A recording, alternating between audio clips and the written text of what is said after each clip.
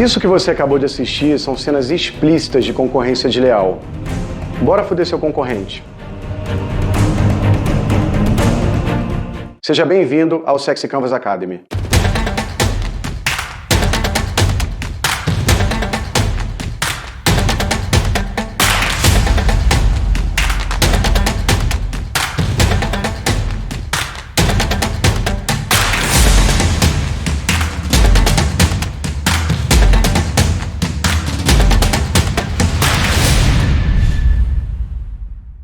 Desligue a sua censura.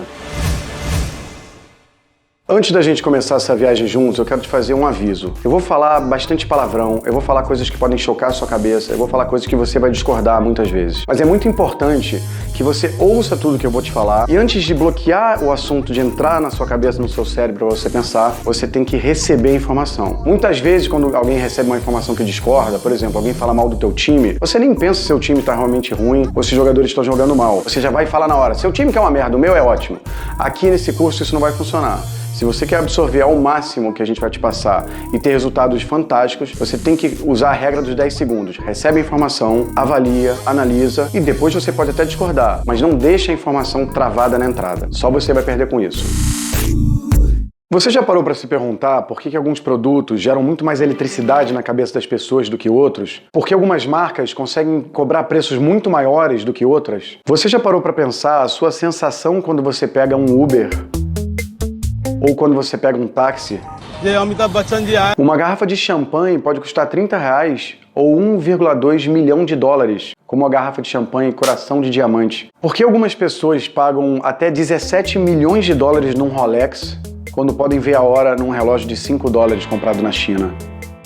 Na verdade, essas diferenças de eletrificação na cabeça do cliente ou de quem consome esses produtos não está ligado diretamente a uma razão objetiva. Não é porque o relógio Rolex te mostra a hora melhor do que um relógio barato ou que uma champanhe mais cara realmente tem um gosto superior do que uma champanhe mais barata. É pelo contexto, é pela experiência que o cérebro dessa pessoa vai ficar mais ou menos eletrificada. E para aprender a eletrificar o cérebro de uma pessoa, você não precisa de um neurocientista ou um psicólogo ou um psiquiatra para te ajudar nesse processo. É muito simples trabalhar o cérebro de uma pessoa ou o cérebro do cliente que você quer conquistar.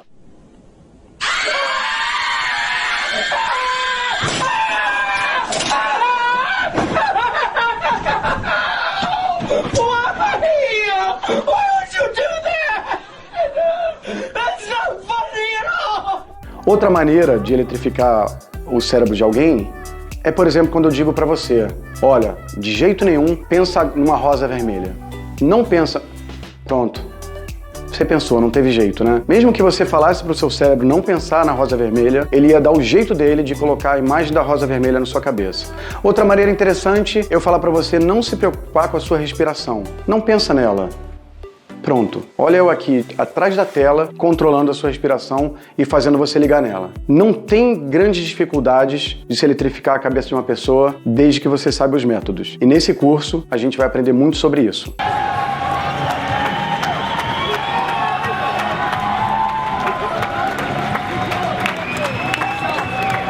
Percebendo que essa energia elétrica na cabeça do cliente é o que fazia toda a diferença nele comprar ou não comprar o produto, eu passei a minha vida toda estudando esse movimento, essa questão. Como provocar energia elétrica na cabeça do cliente? Como fazer com que o cliente se apaixone, queira muito, não veja a hora de poder comprar o seu produto? Esse estudo foi muito importante, porque dessa forma eu conseguiria converter energia elétrica em faturamento. E eu não queria criar uma metodologia, uma fórmula que servisse somente para especialistas, PhDs. O mercado hoje em dia tem muito isso. Então quando você vai criar o marketing de um produto, tem que chamar o departamento de marketing. E todo mundo fica esperando. E às vezes a empresa não tem um departamento de marketing, tem que contratar fora, é caro, e as pessoas fazem de qualquer jeito. Ou então quando você vai criar um produto, tem que chamar normalmente um engenheiro ou um especialista técnico, e ele vai acabar criando o produto do jeito dele, um jeito mais técnico, que não necessariamente está ligado no encantamento, na eletrificação da cabeça do cliente.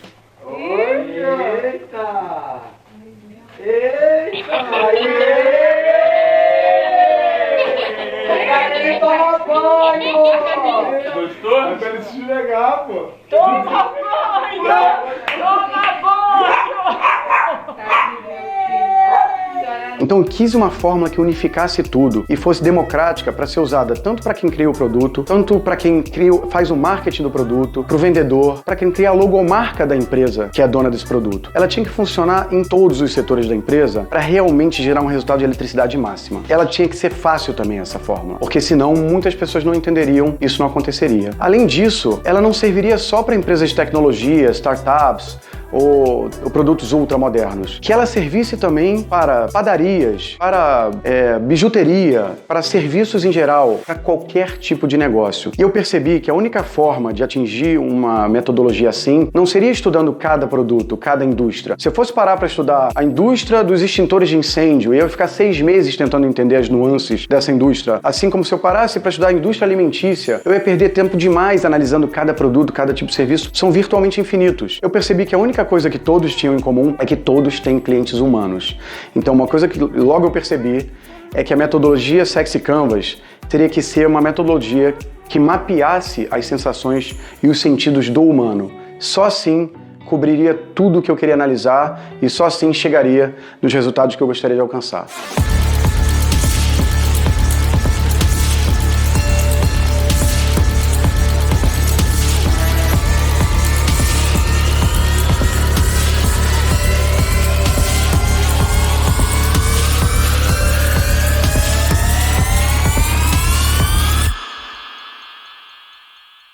No Sexy Canvas, você nunca vai encontrar energias baixas, pequenas, chatas. Por exemplo, aquela culpa que você fica, tipo, porra, tenho que ligar pra minha avó, né? Pô, combinei, minha mãe pediu pra ligar pra minha avó, já tô há 2 semanas. Essas energias meio picuinhas, chatas, de culpa, você não encontra no Sexy Canvas. O que você vai encontrar são energias que te tiram da cadeira. São energias que criam memórias na sua cabeça.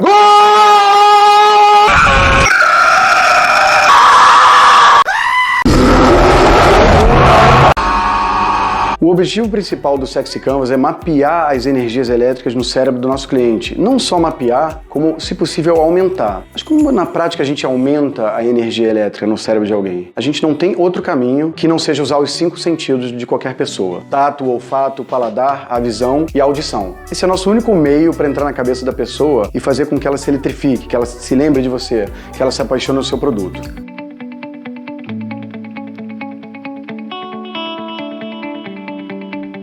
Agora você vai parar tudo que você está fazendo e assistir o vídeo do Jim Sopley no TED. Não é opcional, tá? Não é dever de casa ou você vai curtir esse vídeo depois. Não, para agora e assiste.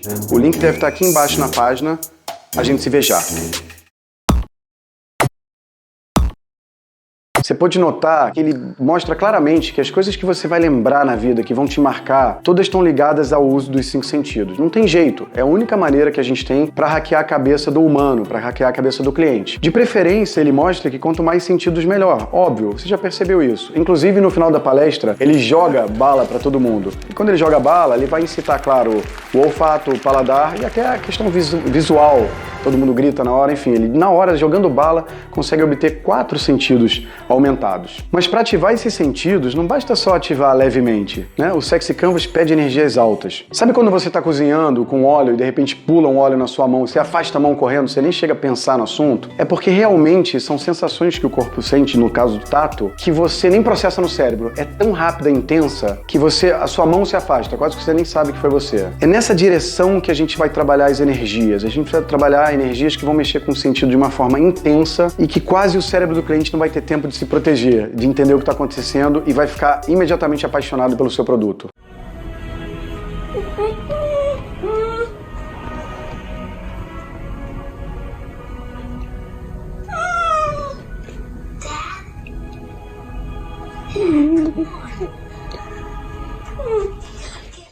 Vamos falar agora um pouco sobre o cérebro humano, que é o nosso grande objetivo. A teoria do cérebro trino, que foi criada pelo Paul MacLean na década de 70. Essa teoria divide o nosso cérebro em 3 subcérebros. O cérebro mais antigo, que data de entre 500 milhões e 550 milhões de anos, é o conhecido como cérebro reptiliano, que vem do réptil mesmo, do bicho. É o cérebro que está mais perto do nosso bulbo, que está perto da nossa medula, que está conectado mais diretamente aos nossos sistemas de sobrevivência. Ele é um cérebro que está preocupado se você está batendo o coração, piscando o olho e se você não está em perigo. Ele é um cérebro de todos, ele é o mais egoísta. Ele é conhecido como cérebro egoísta. Ele só pensa em si. Como aquele exemplo, né, no avião, quando cai a máscara de oxigênio, você põe a máscara primeiro em você e depois no próximo. É assim que pensa o cérebro reptiliano.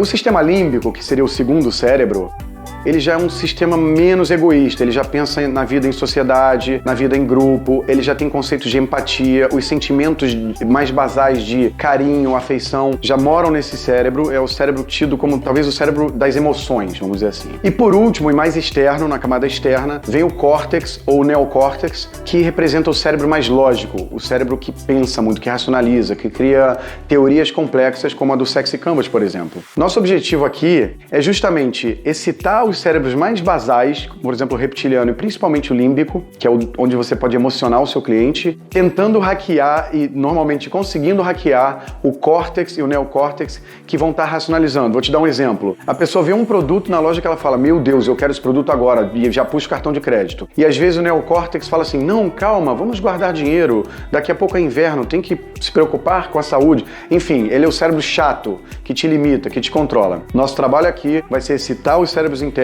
e controlar o cérebro chato para que ele não iniba nenhuma venda. Uma forma muito boa de entender a cabeça do ser humano de hoje em dia é ir lá para trás conhecer os hominídeos, os nossos primos mais antigos. O primeiro hominídeo que se tem conhecimento data de 8 milhões de anos atrás, para vocês terem uma ideia. Mas vamos falar de hominídeos mais recentes. Vamos falar, por exemplo, do Neandertal. O Neandertal, que a gente vê em filme, né, aquela figura com aquela roupa feita de pele, de bicho, basicamente era um bicho. Eles viviam em grupos de indivíduos que, sim, já tinham alguma organização e algum respeito, mas nada comparado ao que a gente tem hoje em dia. Basicamente, o dia a dia deles era procurar comida e garantir a sobrevivência. Ou seja, para eles, o cérebro reptiliano e um pouquinho do cérebro límbico eram usados. O córtex e neocórtex, que é aquele mais pensante, raramente era usado. Então, eles saíam correndo atrás de mamute para matar, eles ficavam procurando raízes e gramas e tipos de frutas para comer. E quando acabava a comida nesse local, eles tinham que se mudar. Eram os famosos nômades, que nem tem os nômades digitais de hoje em dia. Então, esse tipo de sociedade tinha que ficar se movendo de região para região, não estabelecia raízes. Acontece que, passados os tempos, passados milhares de anos, surgiu as primeiras tecnologias de agricultura e pecuária. E foi nesse momento a grande transformação da sociedade, porque o humano, na época, né, o hominídeo, o humano, quer dizer, na época da agricultura e pecuária já era o humano, já éramos nós. Conseguiram se assentar, parar num lugar por mais de 4, 5, 10 anos ou para sempre. Porque se tinha comida acontecendo na agricultura e na pecuária, não tinham mais por que eles ficarem em movimento. Normalmente eles se assentavam perto de regiões com água e estava tudo certo. Qual foi o problema? Uma época anterior, eles eram nômades e ficavam matando e fazendo todas aquelas porcarias, vamos dizer assim, ilegais, já que não tinha lei na época. E quando eles se assentam, mudou todo o software social. Eles tinham que se organizar. Não dava mais para você chegar e capinar a terra num dia e de noite matar o seu vizinho, porque a sociedade nessa época se organizou e foi a grande mudança que aconteceu na cabeça do humano a partir de então. O fato é que essa mudança suprimiu em muito o lado animal, o lado neandertal do homem, que antigamente era muito mais conectado aos seus desejos mais íntimos e mais basais e mais de bicho, e passou a ser um humano muito mais para funcionar numa sociedade ordeira do que um humano que pensava só em si. Olha, mas antes que você critique o Neandertal e ache ele muito ogro, muito estuprador e muito louco, entenda o seguinte: todo ser vivo tem por trás da sua programação, do que faz ele na essência, uma coisa chamada DNA, que você já ouviu falar muito bem. O DNA contém todas as linhas de código e programação que vão definir o indivíduo. Detalhe, ele não é só para animais. A cebola também tem DNA. O fato é que no Neandertal e no homem de hoje em dia, em você que está aí assistindo o curso, o DNA tem como sua primeira linha de código e a mais importante um único comando, que é transe, procrie. É isso mesmo. Uma hora de maior energia elétrica no cérebro humano você deve conhecer bem, é o orgasmo. Nessa hora, todos os 5 sentidos chegam ao seu limite máximo e você fica completamente enlouquecido. Bom, se você não sabe do que eu estou falando, aproveite e dá um pause nesse vídeo e vai dar uma transada. Vai ser bom para você.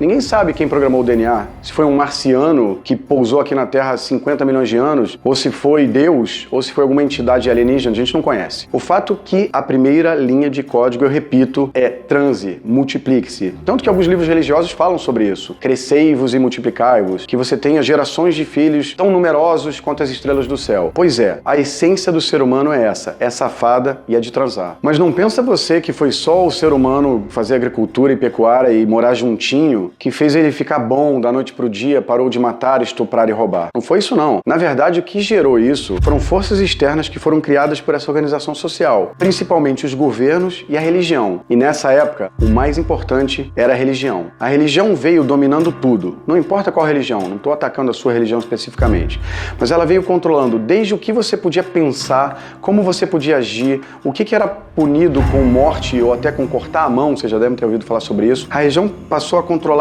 os impostos, as finanças, a religião veio com tudo. E quando ela não estava dominando tudo, como por exemplo na época da monarquia, a religião estava do lado do rei, dando legitimidade ao governo do rei, porque eles representavam Deus. E o conceito da criação de Deus e outras entidades divinas foi o principal modelo de controle da sociedade louca. Porque a pessoa que antes pensava no banheiro, vou comer a mulher do vizinho, ela passou a parar de pensar nisso, porque essa entidade chegava no nível de ler o pensamento das pessoas.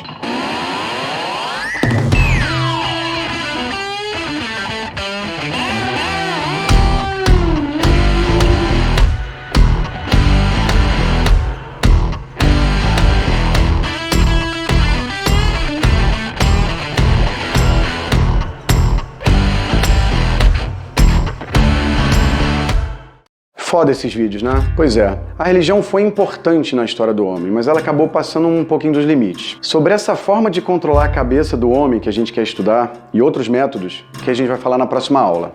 Te vejo lá.